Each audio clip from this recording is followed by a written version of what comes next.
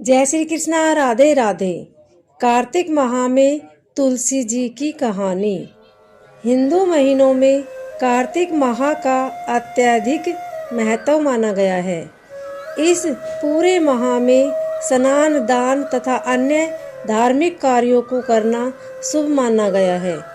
कार्तिक स्नान के साथ तुलसी जी की पूजा का भी अत्यधिक महत्व है। इस माह में तुलसी जी का विवाह भी कराया जाता है। जिन्हें कन्या संतान नहीं होती, वह तुलसी जी का विवाह शालिग्राम जी से कराकर कन्यादान कर सुख पाते हैं। तो चलिए सुनते हैं कार्तिक माह में सुनी जाने वाली तुलसी जी की कहानी। कार्तिक माह में सभी औरतें तुलसी जी को जल से सींचा करती थी।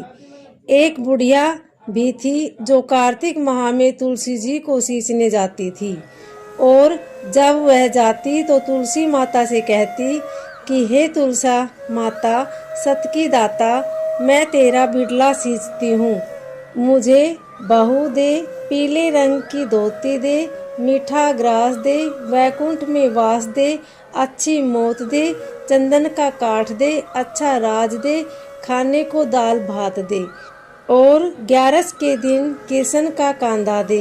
बुढ़िया माँ की यह बातें सुनकर तुलसी माता सूखने लगी। तुलसी माता को यूं सूखते देखते भगवान ने पूछा कि हे तुलसी, तुम दिन प्रतिदिन क्यों सूखती जा रही हो? तुलसी माता ने कहा कि बस मेरे मन की मत पूछो। भगवान ने कहा कि मैं नहीं पूछूंगा तो कौन पूछेगा? इस पर तुलसी माता कहती कि एक बुढ़िया आती है और अपनी बात कहकर चली जाती है। मैं उसकी सभी बातें तो पूरा कर दूंगी, लेकिन कृष्ण का कांधा कहाँ से लाऊंगी? भगवान कृष्ण बोले कि वह मरेगी तो मैं अपने आप ही कांधा देने आऊँगा। तुम बुढ़िया माई से यह बात कह देना।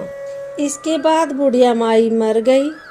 बुढ़िया के मरने पर सारा गांव इकट्ठा हो गया और उनका अंतिम संस्कार करने के लिए उन्हें उठाने लगे, तो वह बहुत भारी हो गई, जिससे उसकी अर्थी टस से मस नहीं हुई। सभी बोले कि यह तो बहुत संस्कारी थी, बहुत पूजा पाठ करती थी, कोई पाप नहीं किया, फिर यह इतनी भारी कैसे हो गई? बूढ़े ब्राह्मण के वेश में भगवान आए और कहने लगे कि यह भीड़ कैसी है? गांव वाले बोले कि एक बुढ़िया मर गई और वह इतनी पापिन थी कि उसकी अर्थी नहीं उठ रही है, बहुत भारी हो गई है। भगवान बोले कि मुझे इसके कान में कुछ कहने दो, फिर यह उठ जाएगी। भगवान बुढ़िया के पास गए और उसके कान में कहा कि माई, तू अपने मन की कर ले, पीताम्बर की धोती ले, मीठा मीठा ग्रास ले, वैकुंठ का वास ले, चटक की चाल ले, चंदन का काठ ले, झालर का झनकार ले, दाल भात का भोजन ले और कृष्ण का कांधा ले। भगवान की सभी बातें सुनकर बुढ़िया हल्की हो गई। भगवान अपने कंधे पर उसे ले गए। बुढ़िया को मुक्ति मिल गई और वह वैकुंठ को चली गई। हे तुलसा माता, जैसे आपने उस बुढ़िया माई की मुक्ति की, वैसे सभी की करना। जैसे भगवान ने उसे कांधा दिया, वैसे हमें भी देना।